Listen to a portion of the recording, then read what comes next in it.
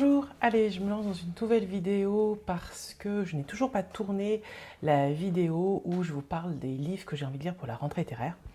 Bah oui, comme tous les ans, je vais consacrer une partie de la fin du mois d'août et le début du mois de septembre pour lire des livres de la rentrée littéraire. Pour deux raisons. D'abord, parce que professionnellement, je vais faire une présentation avec mes collègues d'ouvrages qu'on aura lus et qu'on aura aimés. Et ensuite, ou qu'on n'aura pas aimé d'ailleurs, on présentera tout ce qu'on aura lu.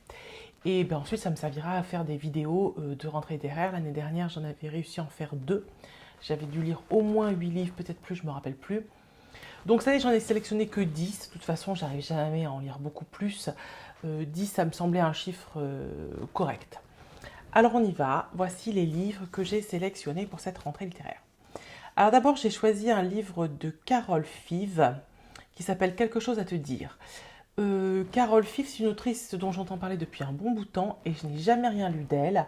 Je me dis que c'est l'occasion.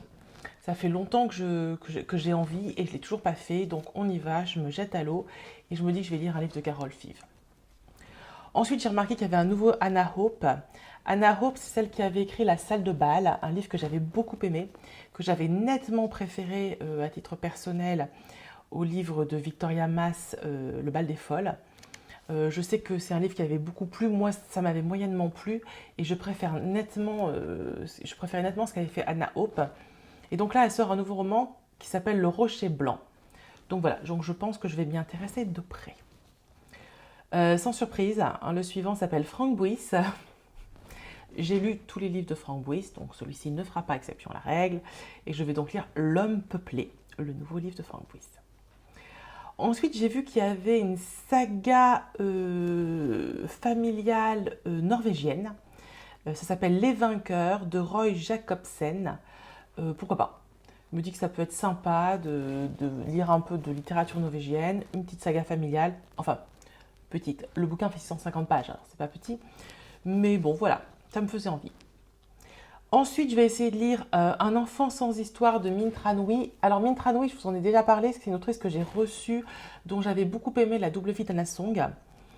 Et là, elle nous livre un ouvrage, à mon avis, très personnel, dans lequel elle raconte sa vie avec son fils qui est handicapé.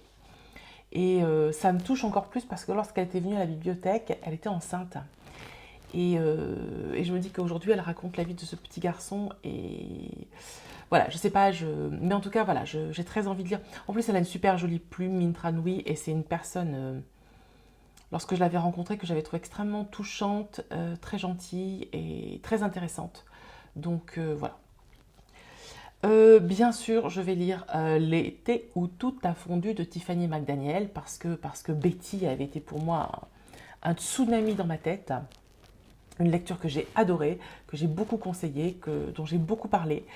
Et ça fait partie des livres qui m'ont marqué, comme m'avait marqué My Absolute Darling. Vous voyez, pour moi, on est dans cette veine-là de livres vraiment très très forts. Et donc j'ai très très envie de lire L'été où tout a fondu.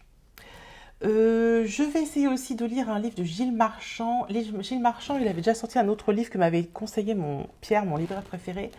Et je ne l'avais pas lu. Il m'avait dit, ah, donc tu devrais essayer Ce Forge de Vulcain, c'est vachement bien ce qu'il fait, et puis je l'avais pas fait.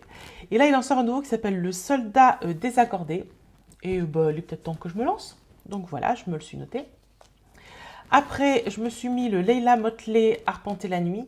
J'ai lu vraiment des très très bonnes critiques sur ce livre, du coup ça m'a fait envie. C'est pas une autrice du tout que je connais, ni rien, mais les critiques que j'en ai lues étaient vraiment très intéressantes. Je la trouve très belle, j'aime beaucoup. Je vais essayer de lire le Olivia de Lamberterie, Comment font les gens. Pareil, c'est une autrice que je n'ai jamais lue, dont j'avais remarqué un livre il y a une autre rentrée littéraire, et j'avais été attirée, je ne l'avais pas lu. Donc là, je le mets en espérant le sortir et le lire. Et enfin, il y a un nouveau Chantal Thomas qui s'appelle Journal de nage. Et la nageuse que je suis est hyper intéressée. Je sais que c'est quelqu'un qui parle souvent d'eau dans ses textes, de la mer notamment. Et moi, j'adore la natation et je vis au bord de la mer. Et je n'ai jamais lu de livre de Chantal Thomas. Donc peut-être qu'il est temps que je m'y penche. C'est quand même une grande autrice, me semble-t-il. Et celui-ci a un titre qui m'appelle très fort. Voilà, c'est une courte vidéo, c'était juste pour vous présenter les livres que je vais essayer de lire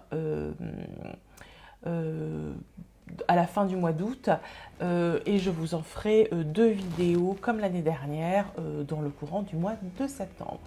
Voilà, en attendant, je vous laisse liker, commenter, je vous laisse m'indiquer les livres que vous avez repérés dans la rentrée littéraire et que vous avez envie de lire. Et puis, en attendant, je vous embrasse et on se retrouve très vite. Ciao!